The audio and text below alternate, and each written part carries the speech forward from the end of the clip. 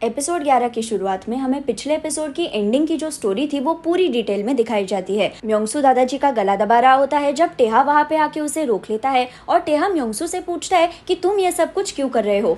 म्योंगसू चिल्लाता है क्योंकि इस बुढ़े ने अपने बेटे की जान बचाने के लिए मेरी बीवी को मार डाला। जिस तरह से इसने तुम्हारी मम्मी को तुमसे छीन लिया वैसे ही इसने मेरी बीवी को मुझसे छीन लिया। यही है तुम्हारे दादाजी का असली चेहरा। वो शातिर है, वो बेरहम है और उन्हें इसकी सजा मिलनी ही चाहिए।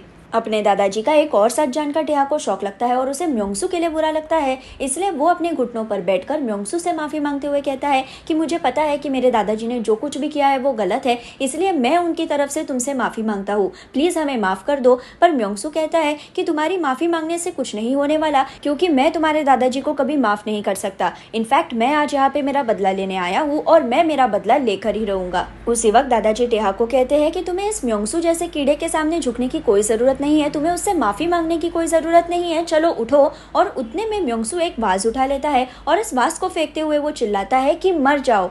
अब ये वाज टेहा को लगने वाला होता है, लेकिन दादाजी जल्दी से टेहा को साइड में कर देते हैं और खुद सामने चले जाते हैं और म्योंगसू का वाज लग जाता है दादाजी के सिर को। दादाजी को इतनी चोट लग जाती है कि उनके सिर से खून आने लगता है, वो बेहोश हो जाते हैं और उनकी ये हालत देखकर टेहा को इतना गुस्सा आता है कि वो म्योंगसू का गला दबाते हुए चिल्लाता है कि तुम्हें ये करने की क्या जरूरत थी, तुम्हें मेरे दादाजी को मार के क्या मिलने वाला था। म्योंगसू की सांसें रुकने ही वाली होती है, लेकिन उतने में वहाँ पे योनवू आ जाती है, जिसे भी पिछले एपिसोड की एंडिंग में म्योंगसू का सच पता चल गया था और योनवू टेहा को रोक लेती है, जिस वजह से म्योंगसू की जान बच जाती है। कुछ दिनों बाद दादाजी को फाइनली होश आ जाता है, लेकिन दादाजी एक नए इंसान की तरह बन गए होते हैं। डॉक्टर्स का कहना है कि दादाजी के सिर को चोट लगने की वजह से उनके ब्रेन में कुछ चेंजेस आए हैं, जिस वजह से उन्हें अपने कंपनी और अपने पोते के बारे में कुछ याद नहीं है। दादाजी को और कोई इमोशंस भी फील नहीं होते, उन्हें सिर्फ खुशी ही महसूस होती है।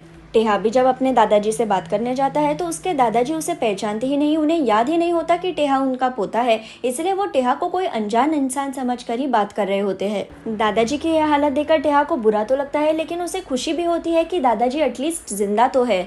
यहाँ योनवू के मेटल के झाड़ का एक फूल छोड़कर बाकी सारे फूल मुरझाकर गिर जाते हैं और योनवू समझ जाती है कि उसका 2023 में का टाइम खत्म होने को आया है और उसे टेहा को बताना होगा कि कैसे वो वापस 19वीं सदी में जाने वाली है। यहाँ ऑफिस में गॉसिप शुरू होती है कि टेहा को पहले से ही दिल की बीमारी है, ऊपर से अब दादाजी की भी हालत खराब हो गई है, तो अब एसएच कॉर्पोरेशन की चेयरमैन तो मिन ही बनेगी। ये सारी गॉसिप टेमिन सुन लेता है और फिर वो जाकर मिन से बात करते हुए कहता है कि मैंने सुना कि तुम एसएच कॉर्पोरेशन की चेयरमैन बनने वाली हो। मिन बोलती है कि अब तक तो कुछ डिसाइड नहीं हुआ है, लेकिन अगर कंपनी को मेरी जरूरत हो तो मैं चेयरमैन बनने के लिए तैयार हूँ। और टेमन कहता है कि तुमने ही मुझे कहा था ना कि एसएच कॉर्पोरेशन तुम्हारा सब कुछ है, एसएच कॉर्पोरेशन तुम्हारी जिंदगी है, तो तुम्हें तो पता ही होगा कि एसएच कॉर्पोरेशन के लिए सबसे अच्छा इंसान कौन है। तुम्हें भी पता है कि इस कंपनी को कौन अच्छे से संभाल पाएगा। दादाजी के साथ जो कुछ भी हुआ वो तुम्हारे साथ भी हो सकता है और तुम ही इसे रोक सकती हो, तुम ही सोच समझकर अपना फैसला ले सकती हो। मिन जो यूजुअली टेमन की बातों की तरफ ध्यान भी नहीं देती, वो इस बार टेमिन की बातें बहुत मन लगाकर सुनती है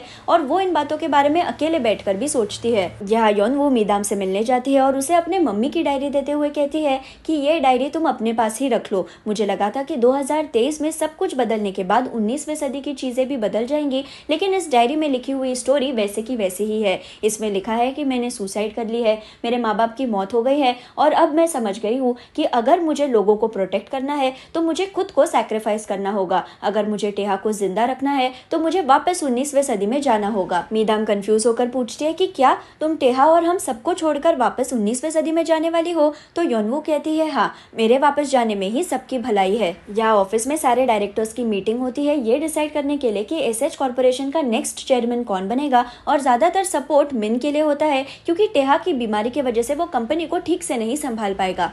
यहाँ मिन अपने केबिन में किसी डॉक्यूमेंट पे साइन करती है और अपने केबिन से निकलते वक्त वो अपनी नेम प्लेट की तरफ कॉन्स्टेंटली देख रही होती है। उतने में डायरेक्टर्स की मीटिंग में एक आदमी आकर बताता है कि कैसे मिन ने आज उसका रेजिग्नेशन लेटर सबमिट कर दिया है और कैसे मिन एसएच कॉर्पोरेशन छोड़कर जा रही है।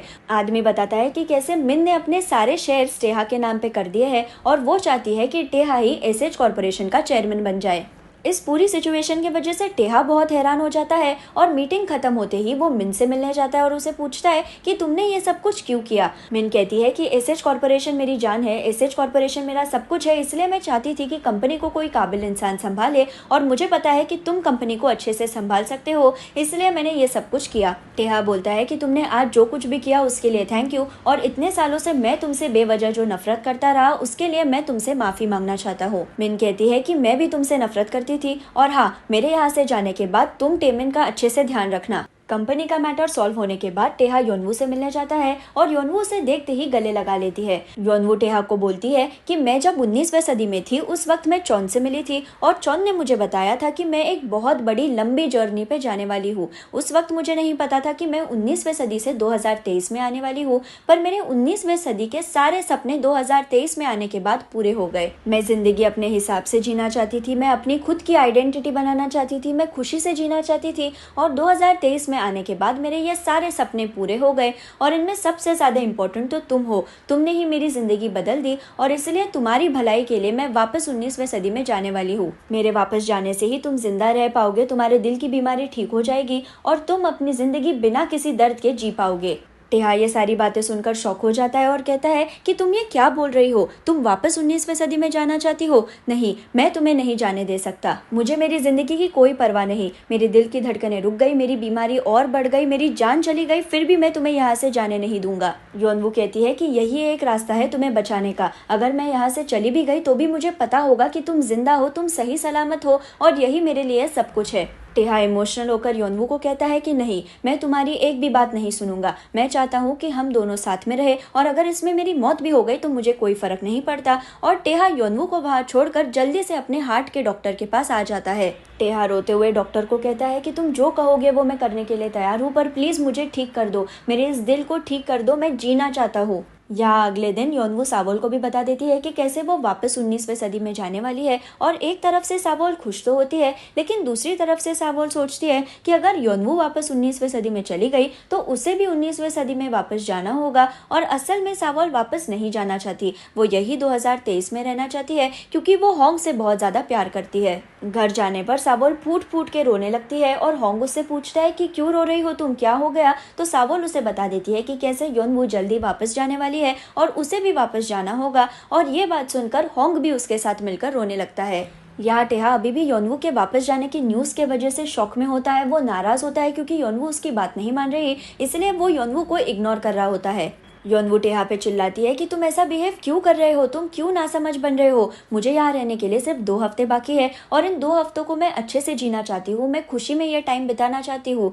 मुझे पता है कि ये सिचुएशन तुम्हारे लिए डिफिकल्ट है, लेकिन हर दिन रोने से, झगड़ा करने से कुछ बदलने वाला है क्या? हमें जिंदगी को एक्सेप्ट करना होगा। और टेहा कहता है कि मैं नहीं कर सकता जिंदगी को एक्सेप्ट क्योंकि मैं तुमसे बहुत प्यार करता हूँ और मैं तुम्हें वापस नहीं जाने दे सकता। योनवू पूछती है कि तुम्हें क्या लगता है ये सब मेरे लिए बहुत आसान है? नहीं, मैं भी तुमसे प्यार करती हूँ, इसलिए मैंने ये डिसीजन लिया है। मुझे पता है कि मेरे वापस जाने से ही तुम्हारी बीमारी ठीक हो सकती है, तुम जिंदा रह सकते हो और मैं तुम्हें तकलीफ में नहीं देखना चाहती, इसलिए मैं ये सब कुछ कर रही हूँ। यहाँ मिन म्योंगसू से जेल में मिलने जाती है और उसे बोलती है कि तुम्हारा बदला सक्सेसफुल हो गया है। मेरे ससुर जी पूरे पागल हो गए हैं, उन्होंने जो दुनिया बनाई थी वो उसी दुनिया में फंस गए हैं। तुम्हारी प्रेग्नेंट बीवी के साथ जो कुछ भी हुआ उसके लिए मैं तुमसे माफी मांगती हूँ और मैं तुम्हें सिर्फ ये बताने आई हूँ कि मैंने जो कुछ भी गलत किया है उसकी रिस्पॉन्सिबिलिटी अब मैं लेने वाली हूँ। म्योंगसू मिन को कहता है कि ऐसा मत करो, तुम्हें रिस्पॉन्सिबिलिटी लेने की कोई जरूरत नहीं है क्योंकि तुम्हें तुम्हारे बेटे के लिए जीना है। मैं अपनी फैमिली को प्रोटेक्ट नहीं कर पाया, लेकिन तुम्हें तुम्हारे बेटे को प्रोटेक्ट करना होगा। यहाँ टेहा मीदाम से मिलने जाता है और मीदाम उसे बोलती है कि कुछ दिनों पहले योनवू अपनी मम्मी की डायरी वापस करने के लिए यहाँ आई थी और वो बहुत नाराज थी क्योंकि 19वीं सदी की स्टोरी में कोई चेंज नहीं आया था। योनवू तुम्हारे लिए कुछ भी कर सकती है और उसे गिल्टी फील हो रहा था कि वो दोनों 2023 में और 19वीं सदी में तुम्हें प्रोटेक्ट नहीं कर पाई, वो तुम्हें सेफ नहीं रख पाई और इसलिए उसने वापस जाने का डिसीजन लिया ताकि तुम अपनी जिंदगी अच्छे से जी पाओ। मीदाम से बात करके टेहा समझ जाता है कि योनवू जो कुछ भी कर रही है वो सही कर रही है और इसलिए मीदाम से बात होने के बाद टेहा जाता है योनवू से मिलने के लिए और वो योनवू को कहता है कि मैं तुम्हें जाने दे रहा हूँ। मुझे पता है कि ये जितना मेरे लिए मुश्किल है उतना ही तुम्हारे लिए मुश्किल है, पर अब मुझे समझ आ गया है कि तुम ये सब कुछ क्यों कर रही हो। और टेहा योनवू को उसकी घड़ी वापस दे देता है। टेहा कहता है कि अब मेरे पास 2 हफ्ते है तुम्हारा ख्याल रखने के लिए, तुम्हें ढेर सारा प्यार देने के लिए। और योनवू स्माइल करते हुए कहती है कि मेरे पास भी अब 2 हफ्ते है तुम्हें बहुत सारा प्यार करने के लिए। और यहाँ पर टेहा और योनवू की जो फाइट थी वो सॉल्व हो जाती है। यहाँ टेमिन मिन को आकर कहता है कि कल तुम्हारी पुलिस स्टेशन में पूछताछ होने वाली है ना म्योंगसू की केस से रिलेटेड, तो मैं भी तुम्हारे साथ आने वाला हूँ। मिन उसे कहती है कि तुम्हें आने की कोई ज़रूरत नहीं है, मेरे लॉयर्स मेरे साथ होंगे। लेकिन टेमिन कहता है कि नहीं, मैं तुम्हें सपोर्ट देने के लिए आना चाहता हूँ।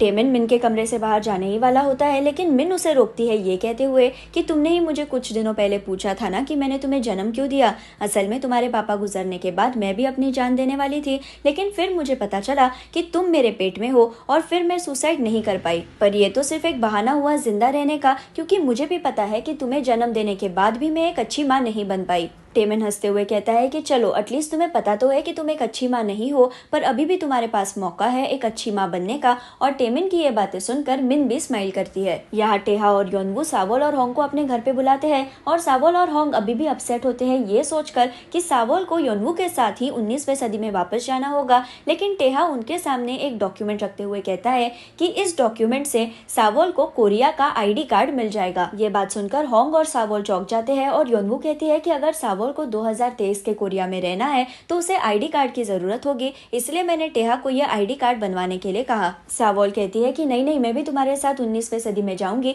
तो योनवू हंसते हुए कहती है कि झूठ मत बोलो, तुम्हारे एक्सप्रेशन से मुझे समझ में आ रहा है कि तुम यहीं पे होंग के साथ रहना चाहती हो और इसलिए मैंने तुम्हारी ये अरेंजमेंट करवा के दी ताकि तुम यहाँ पे खुशी खुशी रह सको। कुछ ही दिनों में फिर सावोल का ID कार्ड आ जाता है और सावोल ऑफिशियली कोरिया की रेसिडेंट बन जाती है। योनवू सावोल को कहती है कि जाने से पहले मैं तुम्हें एक गिफ्ट देना चाहती हूँ। और योनवू एक बहुत बड़ा बॉक्स खोलती है और उसमें होता है एक वेडिंग आउटफिट जो योनवू ने खुद स्टिच किया होता है। सावोल इमोशनल होकर कहती है कि क्या तुम भी मेरे साथ यहीं पे नहीं रह सकती। तो योनवू सिर्फ उसे गले लगा लेती है और कहती है कि तुमने आज तक मेरे लिए जो कुछ भी किया उसके लिए थैंक यू। यहाँ योनवू और टेहा ने डिसाइड किया होता है कि वो अपने आखिरी 2 हफ्ते साथ में ही गुजारेंगे, इसलिए टेहा योनवू को घूमने लेके जाता है। वो उसे अपने पुराने घर के पास लेके जाता है, अपनी फेवरेट चीजें दिखाता है, वो क्यूट डेट्स पे जाते हैं और 24 घंटे वो एक साथ ही बिताते हैं। इसी बीच टेहा योनवू को एक बटरफ्लाई नेकलेस भी गिफ्ट में दे देता है। और ऐसी ही एक रात जब टेहा और योनवू एक दूसरे के साथ टाइम स्पेंड कर रहे होते हैं, टेहा योनवू को कहता है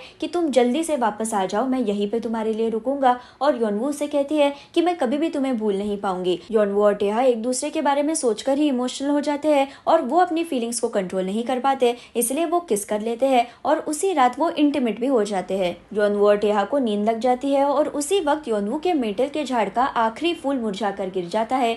चांद का कलर लाल हो जाता है और आसमान में सारे चांद के फेसेस दिख रहे होते हैं। टाइम यहीं पर रुक जाता है और जब योनवू की आंखें खुलती है उसे रियलाइज होता है कि वो फिर से एक बार 19वीं सदी में वापस आ गई है।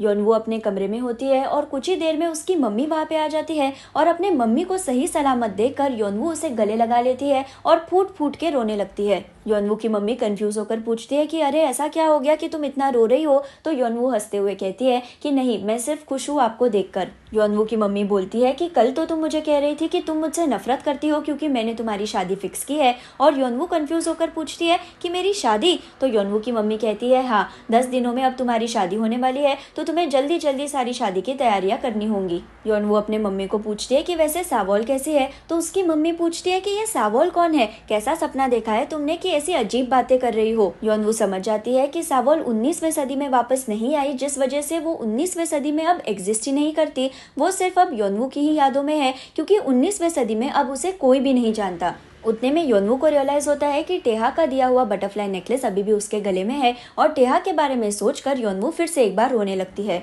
यहाँ 19वीं सदी का टेहा अपने घर के पास घूम ही रहा होता है जब अचानक से एक एरो उसके घर की दीवार को लग जाता है और टेहा इस एरो को निकाल कर देखता है तो इसमें एक मैसेज लिखा होता है। ये मैसेज योनवू ने भेजा होता है और इस चिट्ठी में लिखा होता है कि आज शाम 7 बजे तुम मुझे ब्रिज पे मिलने आ जाना, मुझे तुमसे बहुत इंपॉर्टेंट बात करनी है। और इसलिए 7 बजे टेहा ब्रिज पे जाता है योनवू से मिलने के लिए। योनवू टेहा को बोलती है कि तुम्हारी जिंदगी खतरे में है, क्या तुम्हारी सौतेली माँ मिन तुम्हें हर रात हर्बल मेडिसिन देती है। टेहा कंफ्यूज होकर कहता है कि हाँ, हर रात वो मुझे हर्बल मेडिसिन देती है, लेकिन ये बात तुम्हें कैसे पता। योनवू कहती है कि उस मेडिसिन में तुम्हारी माँ जहर मिला रही है तुम्हें खत्म करने के लिए, और तुम्हें अगर मेरी बातों पर विश्वास विश्वास नहीं है तो तुम ये चांदी की स्टिक ले लो और इस स्टिक को उस जहर में डालकर देखो। अगर ये स्टिक काली हो गई तो तुम समझ जाओ कि उसमें जहर मिलाया गया है। घर जाने पर मिन टेहा को पूछते हैं कि तुम इतने देर कहाँ थे, देखो मैंने तुम्हारी दवाई रेडी करके रखी है तो तुम इसे जल्दी से पी लो। और मिन के वहां से जाने के बाद टेहा सिर्फ इस दवाई की तरफ देखता है और उसके हाथ में जो चांदी की स्टिक है उसे देखता है